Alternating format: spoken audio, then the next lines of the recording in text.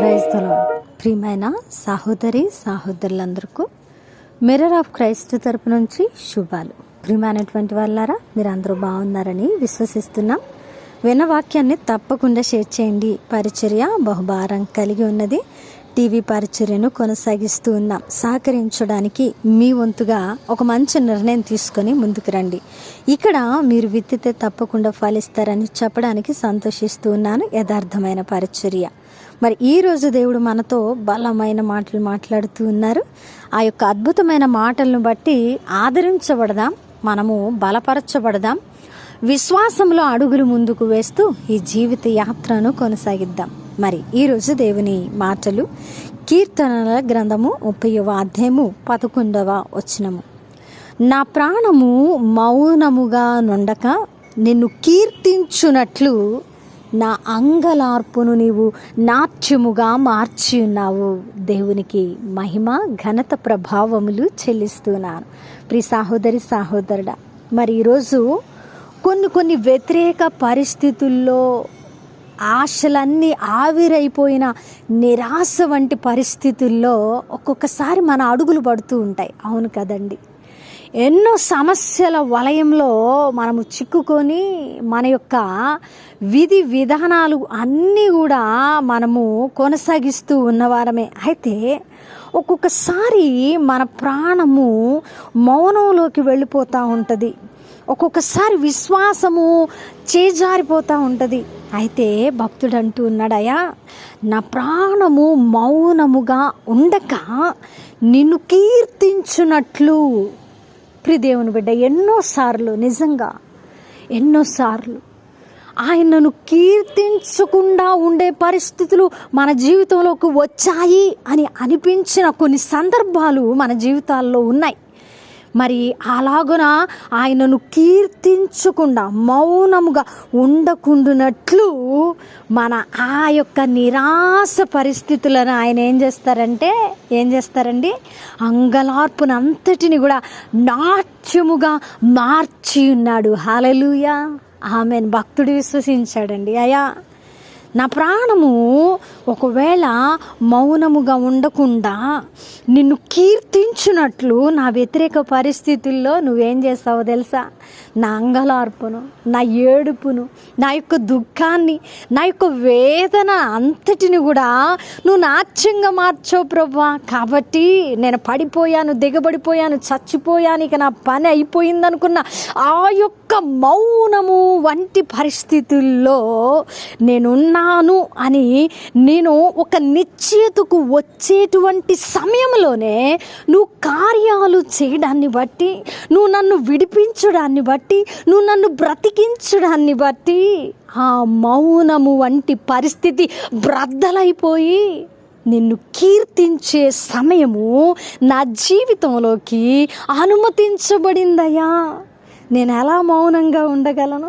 నేను ఎలా మౌనంగా ఉండిపోయి జారిపోగలను? నేను నిన్ను కీర్తించున్నట్లు నా యొక్క చీకటి బంధకాల అన్నిటినీ నువ్వు ఏం చేసావంటే మరి వెలుగుతో నింపావయ్యా. నా అంగలార్పు ఉంది చూసావా? ఇన్ని రోజులు ఏడ్చానయ్యా, ప్రార్థించానయ్యా, కష్టపడ్డానయ్యా, దుఃఖం అనుభవించానయ్యా, మాటలు పడ్డానయ్యా, ఈ పరిస్థితి ఎలాగ గెలవగలను అని అనుకున్నానయ్యా. అయితే నీవు నా మౌనము వంటి పరిస్థితిలోకి విజయాన్ని అనుమతించడాన్ని బట్టి నా అంగలార్పు నాట్యముగా మార్చబడి ఉన్నదయ్యా. హల్లెలూయా. నిజంగా అండి, ఇలాంటి వ్యతిరేక పరిస్థితుల్లో నేను నడుస్తున్నాను. మౌనం వహించి ఇక ఏంటి నా పరిస్థితి అని అనుకున్నప్పుడు వెంటనే ఆయనను కీర్తించే, ఆయనను ఘనపరిచేటువంటి అద్భుతమైన ఆశీర్వాదాలను దేవుడు నా జీవితంలోకి అనుమతిస్తున్నారు. నేను మౌనంగా ఉండడానికి అవకాశమే ఉండడము లేదు. ప్రియదేవుని బిడ్డ, నా అంగలార్పు నాట్యముగా మార్చబడతా ఉంది. మరి ఈరోజు ఎన్నో రోజులుగా ఇలా మౌనము వంటి పరిస్థితిలో దిగబడిపోయావా? నీ అంగలార్పు నాట్యముగా ఆయన మారుస్తారు. అప్పుడు మార్చినప్పుడు నువ్వేం చేస్తావో తెలుసా? దుఃఖపడ్డ రోజులు, వేదన పడ్డన రోజులు, ఆ బాధ, చింత, ఆ యొక్క మౌనమంతా చీల్చబడి నీ రెండు చేతులు పైకెత్తి, అయా ఏమో అనుకున్నానయ్యా, ఇక అయిపోయింది అనుకున్నానయ్యా. నువ్వు గొప్ప దేవుడు కదా, ఆఖరి నిమిషంలో నా బ్రతుకును కట్టావు, నా జీవితాన్ని కట్టావు, నా సమస్యను కట్టావు, నా ప్రతి పరిస్థితిని కట్టావయ్యా అని నీవు ఆ మౌనం అంతటిలో బిగ్గరగా, నీ మౌనము ఎంత నిశ్శబ్దముగా ఉన్నదో నువ్వు ఆయనను స్తుతించే సమయము అంత గంభీరముగా ఉండునట్లు ఆయన నీ మౌనాన్ని అంతటిని నీ మౌనాన్ని అంతటిని ఛేదించబోతా ఉన్నారు. హల్లెలూయా. బిగ్గరగా ఆయనను కీర్తించవలసిన వారమే ఉన్నాం. ఆయనను కీర్తించి ఆయన నామాన్ని మహిమపరచవలసిన వారమై ఉన్నాం. ఎందుకో తెలుసా? మన అంగలార్పు నాట్యముగా మార్చబడి ఉన్నది. భక్తుడు విశ్వసించాడు. తన మౌనము వంటి పరిస్థితుల్లో ఆయన విడిపించబడి, ఆయన అంగలార్పు నాట్యముగా మార్చబడి కీర్తించాడు, దాని సాక్ష్యము పలికాడు. ప్రియ దేవుని బిడ్డ, ఈ మాటలను బట్టి మనము కూడా ఈరోజు మన మౌనము వంటి ప్రతి పరిస్థితి ఒకానొక రోజున తగిన సమయమున నాట్యముగా మార్చబడబోతా ఉన్నదని నమ్ముదాం. ఆయనను కీర్తించి ఘనపరిచి గొంతెత్తి నా దేవుడు గొప్ప కార్యం చేశారని బిగ్గరగా ప్రకటించే సమయం ఉన్నదని విశ్వసిద్దాం. దేవుడు తప్పకుండా మన జీవితాలలో అద్భుత ఆశ్చర్య కార్యాలు చేసేటువంటి దేవుడు. ఆమేన్. వినవాక్యము ఫలింపు కొరకు ప్రార్థన.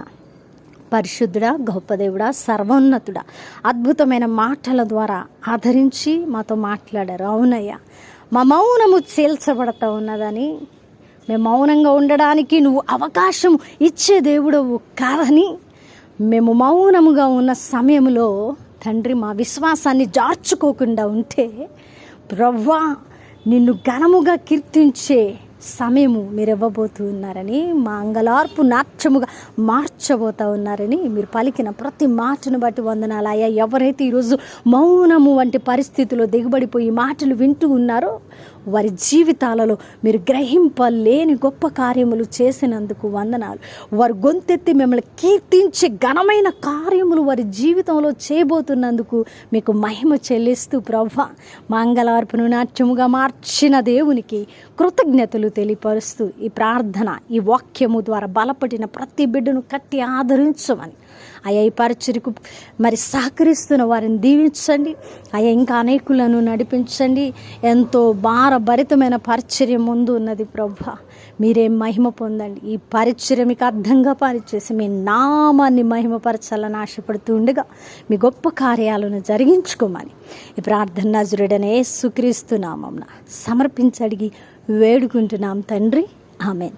ప్రియమైన దేవుని బిడ్డలారా, విన్నారుగా, వాక్యాన్ని తప్పకుండా షేర్ చేయండి. లోతైన బలమైన విషయాలు దేవుడు మనతో మాట్లాడారు. మరి దేవుని చిత్తమైతే మరలా కలుసుకుందాం. పరిచర్యకు సహకరించండి. 3వ శనివారం సాయంత్రం 5 గంటలకు కల్వరి టీవీలో లైవ్ వస్తుంది. తప్పకుండా చూడండి. ఈ పరిచర్యలో పాలిభాగస్తులు కండి. దేవుడు మేము దీవించును గాక. God bless you all.